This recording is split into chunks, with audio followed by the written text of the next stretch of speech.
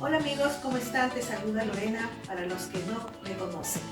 A escasas horas de recibir un año nuevo, quiero dar gracias primeramente a Dios por el año que culmina, porque Él nos ha ayudado durante todo ese año en las dificultades, en las pruebas.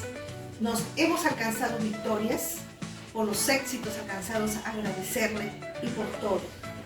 Quiero especialmente una vez más agradecer a Dios porque estoy ya para cumplir el segundo año de sanidad y extensión de vida por su gracia de Dios. Asimismo, quiero desearles a ustedes que reciban un feliz año. Desearles que Dios esté en sus vidas a través de Jesucristo, que es nuestro único abogado. Desearles de todo corazón que la prioridad en su día a día sea primero buscar a Dios, para que el Señor nos respalde, nos bendiga, nos proteja durante un año que nos permite recibir.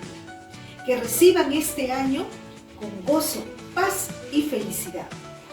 Les quiero dejar por aquí un pequeño tour de algunas áreas de mi casa. Decoré sí todo, pero algunas áreas les dejo este video. Aprovecho esta oportunidad porque no lo pude hacer antes.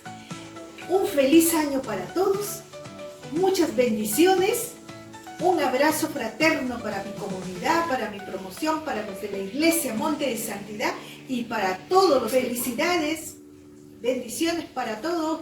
Bye.